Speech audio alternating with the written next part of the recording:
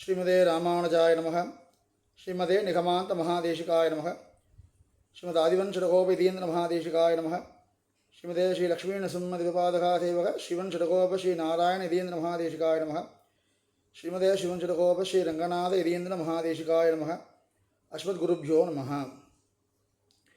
நமோ நமோ யாமுனாய யாமுனாய நமோ நமः. நமோ நமோ யாமுனாய யாமுனாய நமோ நமः. நமஸ்தே. போன வீடியோ வரல நம்ம முதல் ஸ்லோகத்தோட ஆளவந்தாரோட சதுஸ்லோகியில் முதல் ஸ்லோகத்தோட அனுபவத்தை போன வீடியோ வரைக்கும் பார்த்தோம்.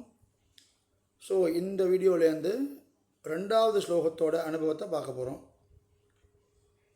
யஸ்யாஸ்தி மகிமானம் ஆத்மன இவ தத்வல்லபோபி பிரபு ஆலம் மாத்தும் யத்தயா நிரவதிம் நித்யானுகூலம் ஸ்வதஹ தாம் த்வாம் தாச இதி பிரபன்ன இதி சோக்ஷ்யாம்யகம் நிர்பயः லோகைகேஸ்வரி லோகநாத தைதே தாந்தே தயாம் தேவிதன்ன. ரொம்ப ஆச்சரியமான ஸ்லோகம். அப்படியே அந்த பாசுரத்தோட கடைசி வரியிலேருந்து பழைய ஸ்லோகத்தோட கடைசி வரியிலேருந்து வரும். இது என்னென்னா ஸ்லோகத்தோட முதல் ஸ்லோகத்தோட கடைசியில் என்ன சாதிச்சார் ஆளவந்தார்னா, உனக்கு இருக்க மகிமையில் நான் என்ன பாட முடியும், என்னால் பாட முடியாது அப்படின்னு சாதித்தார். உன் மகிமையை பாடுற அளவுக்கு எனக்கு யோகிதை இல்லை அப்படின்னு சாதிச்சாரா. இங்கே உடனே எல்லோரும் கேள்வி கேட்குறாலும் யோகிதை இல்லைன்னு சொல்லிட்டு எதுக்கு பாட வந்தீர், எதை உத்தேசித்து பாட வந்தீர்? இப்போது தாயாரோட மகிமையை பாட முடியலன்னு சொல்லிவிட்டு பாட ஆரம்பிக்கிறீர், எதை வச்சுண்டு எதை ஆதாரமாக வச்சுட்டு பாட போகிறீர் அப்படிங்கிற கேள்விக்கு இதில் இந்த ஸ்லோகத்தில் பதில் சாதிச்சிருக்கார். என்னன்னு பார்ப்போம். யஸ்யாஸ்தே மகிமானமாத்மன இவ த்வல்லபோ விப்ரபுர் நாலம் மாத்து மயித்யா நிரவதிம் நித்யானு கூலம் ஸ்வதஹா. அப்படின்னா எந்த அளவுக்கு மகிமையாக இருக்கக்கூடியவா இவா திவ்ய தம்பதிகளான ஸ்ரீ மகாலட்சுமியும் எம்பெருமானும் பெரிய பிரானும் பெரிய பிராட்டியும். அப்படின்னா வேதத்தில் பரா அஸ்ய சக்தி விவிதை ஸ்ரூயத்தே ஸ்வாபாவிகி ஞானபலக்ரியாச்ச.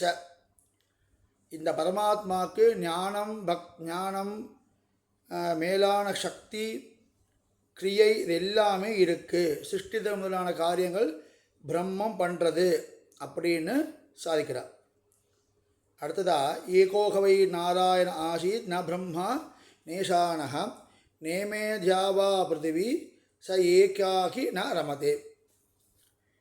நாராயணன் ஒருத்தன் மட்டும்தான் முதல்ல இருந்தான். பிரம்மாவோ ருத்ரனோ யாரும் கிடையாது, திசைகள் கிடையாது, இந்த பூமி கிடையாது, எதுவுமே கிடையாது அப்படின்னு மகோபனிஷத் சாதிக்கிறது. ஒருத்தனாக இருக்கிறதுனால அவன் சந்தோஷப்படுறதில்லை அப்படின்னு சாதிக்கிறது. சேஷ சர்வபூதாந்தராத்மா அபகதபாப்மா திவ்யதேவ ஏகோ நாராயணா. அப்படின்னா எல்லா பூதங்களுக்கும் ஆத்மாவாகவும் பாபமே தீண்டாதவனாகவும் ஸ்ரீவைகுண்டத்தில் வசிப்பவனாகவும் திவ்யமாகவும் இருக்கவனான ஸ்ரீமன் நாராயணன் ஒருவனே. ஏகோ நாராயணக. விஷ்ணு புராணத்தில் எப்படி சொல்கிறார் அப்படின்னா, யஸ்யா யுதா யுதாம் சாம்சே விஸ்வசக்திரியம் ஸ்திதா பரபிரம்மஸ்வரூபஸ்ய பிரணமாஸ்தம் அவ்யயம்.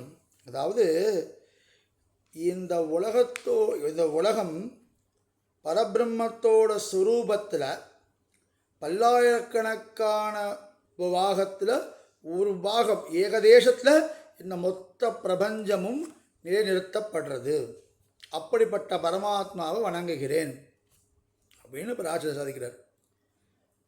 அதே நேரத்தில் சமஸ்த கல்யாண குணாத்மகோசௌ ஸ்வசக்திரேஷோ திருதபூதசங்கர ஷர்க இச்சா கிரகீதாபி மதோருதேக சம்சாதிதாசேஷ ஜகத்திதோ அசௌ. அதாவது பெருமாள் பகவான் சொல்லப்படக்கூடியவன் சர்வ கல்யாண குணங்களுக்கும் இருப்பிடமாகவும் தன் சக்தியில் ஒரு பகுதியினால் இந்த பூதங்களத்தினையும் தாங்கிண்டு தனக்கு இஷ்டமாக இச்சா கிரகீத தனக்கு இஷ்டம் அப்படிங்கிறதுனால அவதாரங்களை பண்ணுறான் அப்படின்னு சாதிக்கிறது. இன்னும் நிறையா வேத வாக்கியங்கள் புராண வாக்கியங்கள் எப்படி சாதிக்கிறான்னா, மனசவை ஜெகசிருஷ்டிம் சம்ஹாரஞ்ச கரோதி யக தஸ்யாரிதி பக்ஷபனே ஆணுத்யம் விஸ்தரக. அதாவது பெருமாள் பண்ணுற ஜெகத் சிருஷ்டி அப்படிங்கிறது ஜெகத்தையே சிருஷ்டி பண்ணுறார் பெருமாள். அப்படிங்கிறது எப்படின்னா, பெருசாக காரியம் பண்ணுவாரா, இறங்கி இப்போ ஒரு நிலத்தில் ஒரு உழவன் விவசாயி போய் இறங்கி தொழுது அந்த இடத்த உழுது மேலே நெல் விதை போட்டு தண்ணி பாய்ச்சி அப்பப்போ பூச்சி மருந்தெல்லாம் இது பண்ணிட்டு பூச்சியெல்லாம் எடுத்துட்டு களையெல்லாம் பறிச்சுட்டு இவ்வளோ உடல் உழைப்பு போடணும். அதே அளவுக்கு உடல் உழைப்பு எம்பெருமான் போடுறானான்னு கேட்டால் மனசவை ஜெகத் சிருஷ்டின்னு சொல்கிறது சாஸ்திரம். அப்படின்னா சங்கல்ப மாத்திரத்தில் சிருஷ்டி பண்ணுறாங்கிறது இந்த விஷ்ணு புராண ஸ்லோகம். பகுஸ்யான் பிரஜா ஏதி, இது பிரம்மம் பண்ணுற ஜெகத் சிருஷ்டிக்கான சங்கல்பம். தைத்திரிய உபநிஷத்தில் இருக்குது, சாந்தோக உபநிஷத்தில் இருக்குது. இது எல்லா உபநிஷத்துலையும் சொல்லக்கூடிய ஒரு வார்த்தை. நான் பலவாக ஆக கடவேன். அதே மாதிரி நதே விஷ்ணு ஜாயமானோ நஜாதக தேவ மகிம்னக பரமந்தாபக தாபமாக. அதாவது இது ரிக்வேதத்திற்கு ஒரு மந்திரம். பரமாத்மாவான விஷ்ணுவோட மகிமையை சொல்லக்கூடியவன் இந்த முன்னாடி பிறக்கலை, இனிமேவும் பிறக்க போகிறதில்லை அப்படிங்கிறது இந்த சாஸ்திர வாக்கியம். அடுத்தது சோ அங்க வேத எதினா ந வேத. அதாவது எப்படின்னா, தன்னோட பெருமையை அவனே அறிய மாட்டான் அப்படிங்கிறது சாஸ்திரம். இந்த இதை ஆழ்வார்கள் எப்படி சாதிக்கிறா, தனக்கும் தன் தன்மை அறிவறி யானை எல்லாம் அறியீர் ஈதே அறியீர் தாம் தம் பெருமை அறியார். இப்படின்னு ஆழ்வார்களும் பெருமாளுக்கு தன்னுடைய வைபவத்தை, தன்னுடைய வைபவத்தோட அளவு பெருமாளுக்கு தெரியாதுன்னு தான் ஆழ்வார்களும் அனுபவிக்கிறார். இவ்வளவு பெருமை உடையவன் பெருமாளுக்கு சர்வஜகான் ஒரு பேர் உண்டு. அப்படி இருக்கிறவனுக்கு தாயாரோட மகிமையோட அளவு தெரியாதாம். தாயாரோட மகிமை அளவு சர்வேஸ்வரனான ஸ்ரீமன் நாராயணன், சர்வஜனான சிவன் நாராயணனுக்கு தெரியாதான். அவன் பெருமையும் அவனுக்கு தெரியல, தாயார் பெருமையும் அவனுக்கு தெரியலன்னு சொல்லும் போது எப்படி அவள் பெருமையும் அவனுக்கு தெரியாமல் இருக்குன்னா, அவள் மேலே இருக்கிற காதல்னால இவனுக்கு அவளுடைய வைபவத்தோட அளவு தெரியலேங்கிறா. பித்தர் பனிமலர் மேற்பாவைக்கு சுவையன் திருவின் மணாளன், இந்த மாதிரி நிறையா பாசுரங்களில் தாயாரோடு வெம்பெருமான் அனுபவிக்கிறதுனால, தாயாரோடு வெம்பெருமான் இருக்கிறதுனால அவள் வைபவத்தை பெருமாள் அளவிட முடியறதில்லை அப்படின்னு சாதிக்கிறார். இன்னொன்று ஸ்தோத்திரத்னத்தில் அபூர்வ நானா ரசபாவ நிர்பர பிரத்தயா முக்த விதக்த லீலையா. பெருமாள் க்ஷணந்தோறும், அதாவது எப்படின்னா, இதை எப்படி அனுபவிக்கணும்னா, இது வரைக்கும் நிறைய சாஸ்திர வாக்கியங்களாக அறிய விண்ணப்பிட்டேன். இதை எப்படி அனுபவிக்கணும்னா, பெருமாள் தாயாரை மகிழ்விக்கிறதுக்காகத்தான் எல்லா காரியங்களும் பண்ணுறான். எந்த காரியம் எடுத்திருந்தாலும் அதில் தாயாருக்காகத்தான் பண்ணுறானே தவிர வேறு எதுக்காகவும் இல்லை. ரெண்டே பேர் தான். இப்போ ஒருத்தர் ஒரு காரியம் பண்ணுறார் அப்படின்னா அதனால் அவருக்கு பிரயோஜனம் அடையணும், அவருக்கு பிரயோஜனம் கிடைக்கணும், அவர் சம்பந்தவாளுக்கு பிரயோஜனம் ஏற்படணும். ஆனால் பெரும்பெருமான விஷயத்தில் மட்டும் ஒரே ஒரு விஷயம் என்னென்னா, நசாகாரோன்னு ஒரு ஜிதேந்திர ஸ்தோத்திரத்தில் ஒரு ஸ்லோகம் என்ன அப்படின்னா, பெருமாளுக்கு இருக்கிற எந்த வஸ்துவும் அவனுக்காக கிடையாது, அவன் பக்தர்களுக்காகவும் பிராட்டிக்காகவும் தான் அவருக்கானே தவிர வேறு யாருக்காகவும் இல்லை. இப்போது என்ன சொல்கிறான்னா, இத்தனை விஷயத்தையும் பெரிய பிராட்டியோட கூடியிருந்து பெருமாள் பண்ணுற ஒவ்வொரு அவதாரத்துலேயும் தாயார் நின்று ரசிக்கிறாளாம். நீங்கள் என்ன பார்த்தீங்கன்னா கிருஷ்ணாவதாரத்தில் ஒரு கட்டம் வரும், அந்தணன் பிள்ளை அப்படின்னு ஒரு கட்டம் வரும். அப்படின்னா என்னென்னா, ஒரு அந்தணனுக்கு குழந்தை பிறந்தது, பிறந்தோடனே குழந்தை காணாம போயிடுது. இது மாதிரி 5 குழந்தை பிறந்தது, 4 குழந்தை பிறந்தது, 4 குழந்தையும் காணாம போயிடுது. ஏன்னா இப்படி காணா போகிறதுன்னு சொல்லிட்டு நேராக போய் கிருஷ்ணன்ட்ட முறையிட்டான் அந்த அந்தணன். கிருஷ்ணன் என்ன பண்ண, சரி நான் காப்பாற்ற வரேன் அப்படின்னு கிருஷ்ணன் வரான்.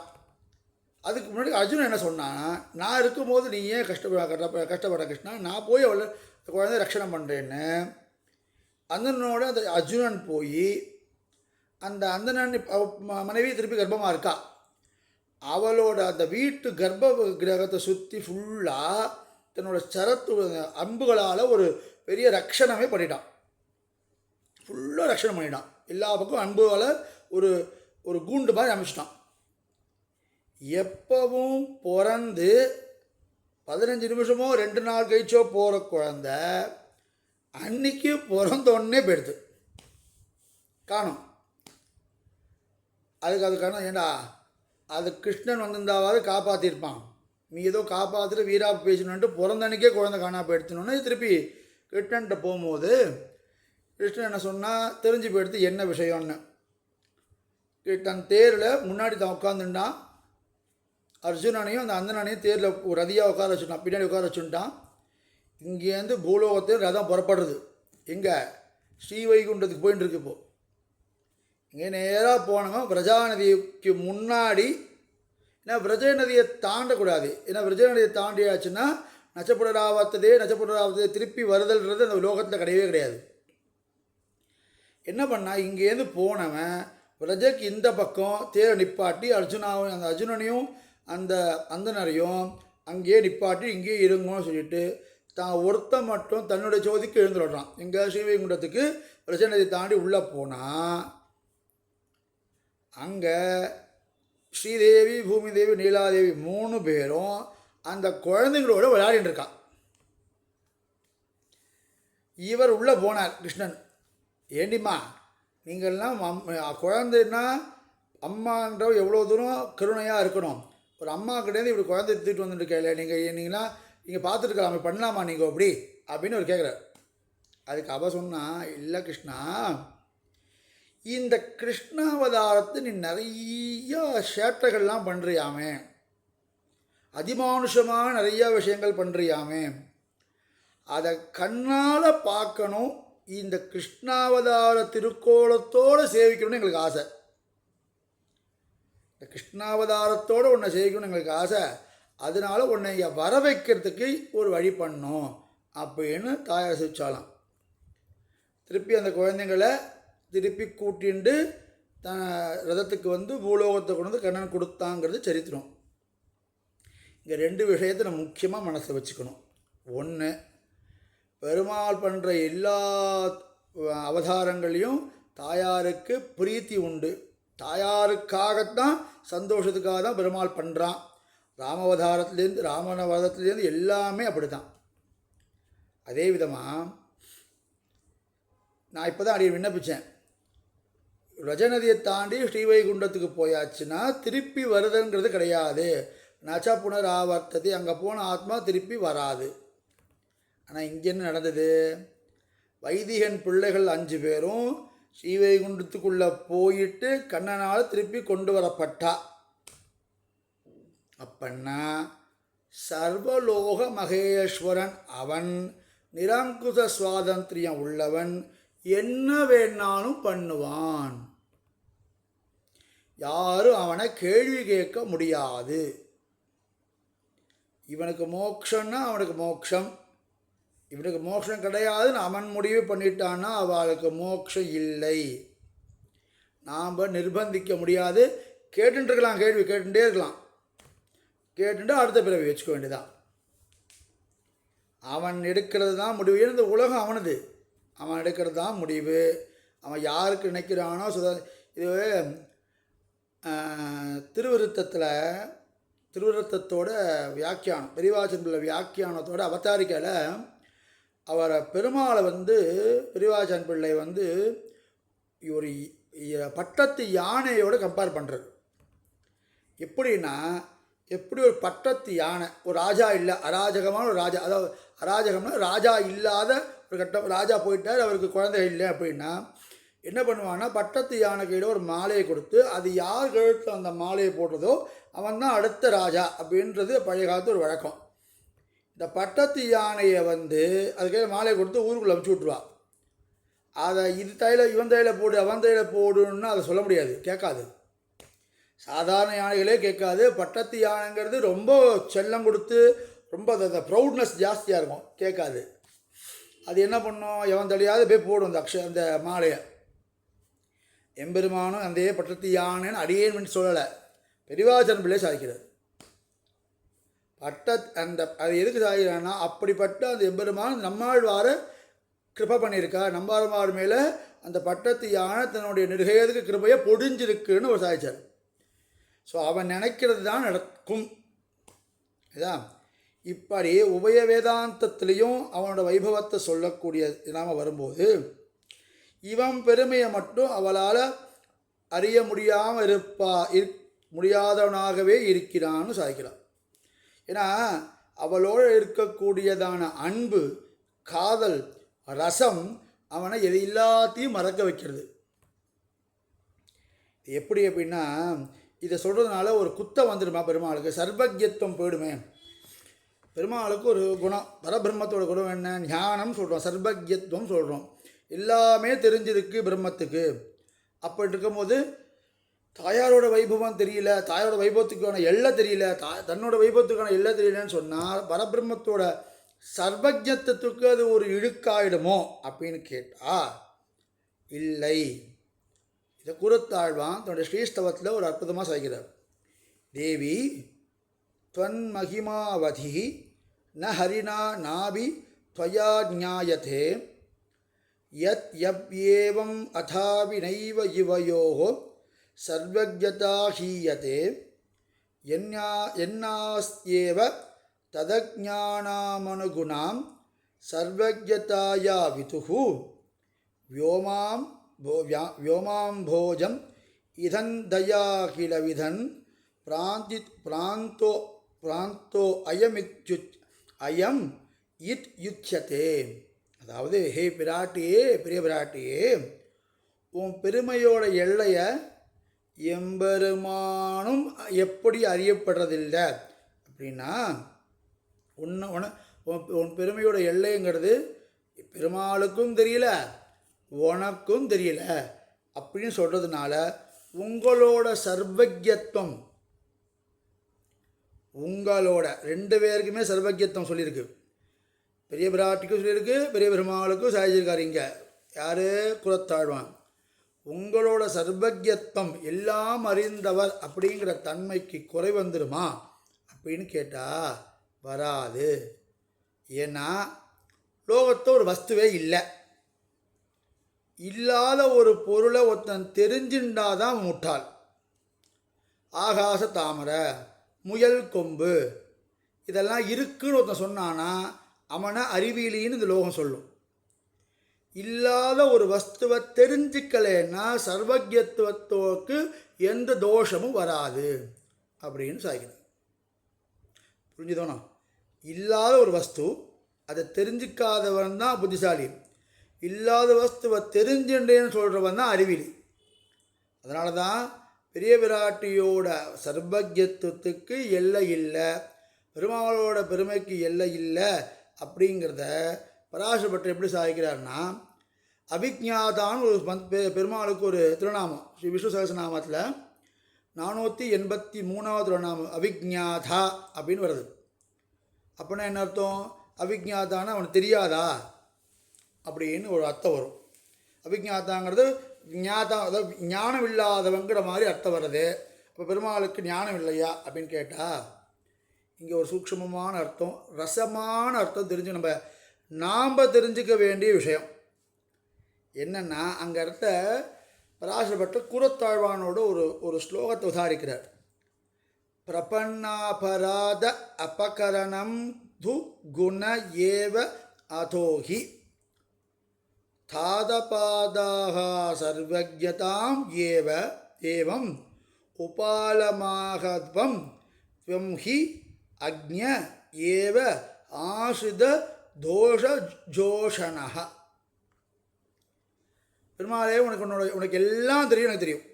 நீ சர்வஜத்தம் உள்ளவன் எனக்கு தெரியும். ஆனால் உன்னோட பக்தர்களோட தப்பு உனக்கு தெரியாதானே. நீங்கள் தயாசதகத்தில் ஒரு ஸ்லோகம் வரும். என்ன அர்த்தம் சாதிக்கிறார்னா, சுவாமி தேசிகன் நீலாதேவிக்கு நமஸ்காரம் அந்த ஸ்லோகம். யார் அந்த நீலாதேவினா, திருவேங்கடமுடியான் முன்னாடி போய் நம்ம நிற்கிறோம். ஏன் தயாசதகம் வந்து திருவேங்கடமுடியான் மேலே பண்ணது, தேவங்கமுடியானோட தயை மேலே பண்ணது. அதில் பெருமாள் முன்னாடி போய் நிற்கும் போது என்ன ஆகும் அப்படின்னா, பெருமாள் நம்ம பண்ண பாபெல்லாம் கண்டப்படும். பண்ணோன்னு என்ன பண்ணுவார், இவன் நரகத்துக்கு போகணும். கண்டிப்பாக நம்ம நரகம்தான். நம்ம என்ன கொஞ்சமாக பண்ணி வச்சுருக்கோம் பாபம். நாம் சொல்கிறது இல்லை, ஆழ்வா சொல்கிறார், நானே நானாவித நரகம் புகும் பாவம் செய்தேன்னு சாதிக்கிறார். என்னன்னா, நான் பண்ண பாவத்துக்கு எம்பெருமான் புதுசாக ஒரு நரகத்தை சிருஷ்டிக்கணும், அந்த அளவு கொடூரமானவன் நான் ஆழ்வா சாதிக்கிறார், திருமங்கை ஆழ்வா சாதிக்கிறார். இப்போ நம்ம போய் நின்னோன்னு இப்போ பாவம்லாம் கண்ணில் படுறது. அதை கண்ணில் படாமல் இருக்கிறதுக்கு என்ன பண்ணோன்னா, கண்ணில் ஏதாவது ஒரு இருக்குது அப்படின்னா, நோய் மாதிரி வந்துச்சுன்னா நம்ம கண்ணு தெரியாதில்ல. ஏதோ ஒன்று புழு பூச்சி பறச்சிருக்கு, இது வந்துருக்கு, அதுன்னா ஏதோ ஒன்று வந்திருக்குன்னா எதிர்க்க இருக்க வஸ்து நம்ம கண்ணில் படாது. தேசிகன் எவ்வளோ சமத்காரமாக சாதிக்கிறார்னா, திருவேங்கடமுடையான கண்ணுக்கு நோயை ஏற்படுத்தின, திருவேங்கடமுடையானோட கண்ணுக்கு நோயை ஏற்படுத்தின நீலாதேவிக்கு நமஸ்காரம். அப்படின்னா, என் பாபத்தை எம்பெருமான் பார்க்காத அளவுக்கு அவன் கண்ணை மறைச்ச நீலாதேவிக்கு நமஸ்காரம். அது எங்கேருந்து இது சுவாமி தேசிகனுக்கு எங்கேருந்து கிடச்சிதுன்னா இந்த ஸ்லோகம்தான். ஏன்னா பெருமாளுக்கு எல்லாம் தெரிஞ்சாலும் ஆசிரித தோஷ ஜோஷணக, ஆசிரிதர்களோட தோஷத்தை அவன் பார்ப்பதில்லை. வத்சலன், பெருமாளுக்கு வாத்சல்யம்னு ஒரு குணம் உண்டு. அப்படின்னா பண்ண குற்றத்தை கண்டுக்காமல் விட்டுடுவான். யார் குற்றத்தை அப்படிங்கிற கேள்விக்கு 2வது வரியில் பதில் சொல்கிறார். இந்த 3வது வரியில் யார் குற்றத்தை பார்க்க மாட்டார் அப்படிங்கிறதுனா, ஆசிரியர்களோட குற்றத்தை பார்க்க மாட்டார் அப்படின்னு சாதிக்கிறார். யார் ஆசிரியர்கள்? இது எப்படின்னா, இவளுக்கு இருக்கிற இந்த மகிமையெல்லாம் எங்கேருந்து வந்தது? இது என்ன இன்றைக்கி வந்துட்டு நாளைக்கு போயிடுமா? இப்போ சில பேர் இருப்பா, நல்லவாளாக இருப்பா, இன்றைக்கி நல்லவாளாக இருப்பா, அது கூட வேண்டாம், 1 மணி நேரம் 10 நிமிஷம் நல்லவாளாக இருப்பா, திருப்பி திட்ட ஆரம்பிச்சிடுவா. அது மாதிரி ஒரு நாள் நல்லவாளாக இருப்பா தாயார், அடுத்த நாள் கோபமாக ஆகிடுவாளா அப்படின்னு பார்த்தா, இந்த நன்மை எப்பவும் இருக்கும். நித்யானுகூலம் ஸ்வதா, எப்பவும் இருக்கும். லோகத்தில் எல்லாருக்கும் நல்லது பண்ணுறதுக்காக மட்டும்தான் பயன்படுங்கிறார். எப்படின்னா, தன்கிட்ட நேரடியாக அபச்சாரப்பட்ட காக்காசுரனாகட்டும், பிராட்டியினால தான் பழிச்சான். பிரத்யட்சமாக அழகாக திருமாவளவ குத்திரவன் காக்காசுரன். பிராட்டிக்கு இருந்த அந்த ஸ்வபாவம் என்ன ஸ்வபாவம்? வேதம் சொல்கிறது, விஷ்ணு பத்னி அகோரா, விஷ்ணுவின் பத்னியான பெரிய பிராட்டி கொடுமையற்றவள்னு சாதிக்கிறது. விஷ்ணு பத்னியான பெரிய பிராட்டிக்கு கொடுமைங்கிற தன்மையே கிடையாது. இதுதான் சுவாமி தேசிகன் நித்தியம் அஜ்ஞான நிக்கிரகா. அவள் நிக்கிரகங்கிற வார்த்தையே அவளுக்கு தெரியாது. ஏன்னா பெருமாளுக்கு 2 கண்ணில், ஒரு கண்ணு சக்ஷுஷி சந்திரசூரியோ, ஒரு கண்ணு சூரியன், ஒரு கண்ணு சந்திரன். தாயாருக்கு 2 கண்ணுமே சந்திரன். 2 கண்ணாலும் குளிர கடாட்சிக்கத்தான் தெரியுமே தவிர அவளுக்கு நிக்கிரகம் பண்ணுறதுக்கு தெரியவே தெரியாது. இதை இன்னும் நன்னா தெரிஞ்சுக்கணும் அப்படின்னா, சுவாமி தேசிகனோட சில்லறை ரகசியங்கள். சுவாமி தேசிகன் பெரிய ரகசியம்னு ஸ்ரீமத் ரகசியத்திராரம்னு ஒன்று சாதிச்சிருக்கார். அதை தவிர சம்பிரதாயத்தங்களை நன்னா எல்லாரும் சுலபமாக தெரிஞ்சுக்கணுங்கிறதுக்காக குட்டி குட்டியாக சின்ன சின்னதான கிரந்தங்கள் பண்ணியிருக்கார். அது எல்லாத்தையும் தொகுத்தா சில்லறை ரகசியங்கள்னு சாதிச்சிருக்கா பெரியவா. அதில் ஒரு ரகசியம் யாருனால அடியன் ஆச்சரியம் சாதிச்சார், யாருனால ஸ்ரீமத் ரகசியத்திரேசாரம் காலக்ஷேபம் பண்ண முடியலையோ, ஏன்னா ஸ்ரீமத் ரகசியத்திரம் காலக்ஷேபம் பண்ணுறதா இருந்தால் மினிமம் 4 வருஷம் ஆகும், 4-5 வருஷம். நன்னா பூர்த்தியாக பண்ணுறதா இருந்தால் மினிமம் 3.5 வருஷத்துக்கு 4 வருஷம் ஆகும். அது பண்ண முடியாதவா இன்னொரு கிரந்தத்தை ஆச்சாரியன் எடுத்துக்கிட்டார். ஸ்ரீ ரகசிய ரத்னாவளி சுவாமி தேசிகனோட திரு ரகசியங்களில் ஒன்று. அதில் 30 சூத்திரங்கள், 30 சூத்திரங்களில் சூத்திரம்னா அவங்க தெரியும், அறியணும்னே விண்ணப்பிச்சிருக்கேன். சின்ன 1 வரி 2 வரி இருக்கும், 3 வரி இருக்கும், அதில் ஆழ்ந்த அர்த்தங்கள் இருக்குன்னு. அது மாதிரி 30 சூத்திரங்களில் ஸ்ரீ வைஷ்ணவ சம்பிரதாயத்தோட அத்தனை அடிப்படை விஷயங்களையும் சாதிச்சிருக்கார். அது ரொம்ப சுருக்கமாக இருக்குது, புரிஞ்சுக்கிறது கஷ்டம்னு பரமகிருபையோட சுவாமி தேசிகனே அதுக்கு வியாக்கியானம் பண்ணியிருக்கார். சூத்திரங்களையும் சுவாமியே சாதிச்சிருக்கார், சூத்திரத்துக்கான வியாக்கியானமும் சுவாமி அனுகிரகம் பண்ணியிருக்கார். சூத்திரத்து இருக்கிற கிரந்தத்துக்கு பேர் ரகசிய ரத்னாவளி, சூத்திரத்துக்கு வியாக்கியானத்துக்கு பேர் ரகசிய ரத்னாவளி ஹிருதயம். அதில் இந்த சூத்திரங்கள் அறிய விண்ணப்பிச்சேன்னா அதில் 4வது சூத்திரம் அடி. இன்னைக்கு சூத்திரத்தை வாசிக்கிறேன், நாளைக்கு இதோட அர்த்தத்தை நிதானமாக அடுத்த வீடியோவில் பார்ப்போம். சர்வசுவாமினியாய் சர்வேஸ்வரனுக்கு சேஷமாய் சக தர்மச்சாரிணியான பெரிய பிராட்டியார் இத்தலையில் வாத்சல்யத்தாலும் அத்தலையில் வால்லபியாதியத்தாலும் புருஷகாரமாய்க்கொண்டு இஜ்ஜீவர்களுக்கு தஞ்சமாகிறாள். இதுக்கு நிறைய பிரமாணம் ஹிருதயத்தை சாதிக்கிறார். ஒரு 2-3 பிரமாணத்தை மட்டும் நாம் அடுத்த வாட்டி சேரும்போது அதை விண்ணப்பிக்கிறேன். எதுக்கு இதெல்லாம் அதை விண்ணப்பிச்சேன்னா எந்த அளவுக்கு பரத்தம் உள்ளவாழ்கிட்ட நம்ம போயிட்டுருக்கோம். இன்றைக்கி அடியன் விண்ணப்பிச்சது எதுலேயுமே சௌலபியத்தை அடியன் விண்ணப்பிக்கவே இல்லை. எவ்வளவு தூரம் வசத்தியான பரபிரம்மத்தை பற்றி ஆளவந்த ஸ்தோத்திரம் சொல்லிட்டு இருக்கார். நம்ம எவ்வளோ வசத்தியான கிரந்தத்தை நம்ம அனுபவிச்சுட்டுருக்கோம். ஏன்னா பெருமாள் சௌலபியம் சொன்னால் நம்ம ஆட்டம் நவஜானந்தி மாமூடா கிருஷ்ணன் சாகியமாக நம்ம ஆட்டம்னு சொல்லிட்டோன்னா அவள் பரத்தத்தை உள்ளவா இங்கே வந்திருக்கான்னு தெரிஞ்சுக்கணுமோனோ. இல்லை பூரா பரத்தத்தை சாதிச்சுட்டு அவருக்கே உண்டான கிருப்பையினால் 3வது வரியிலேருந்து சௌலபியத்தை அனுபவித்து எழுதியிருக்கார். அதையும் மேற்படி வீடியோக்களில் நாம் அனுபவிப்போம். ஆளவந்தா திருவிடைகளே சரணம், ஆழ்வா திருவிடைகளே சரணம், பெருமானா திருவிடைகளே சரணம், சௌதேசிகன் திருவிடைகளே சரணம், ஸ்வதாச்சாரியன் திருவடிகளே சரணம்.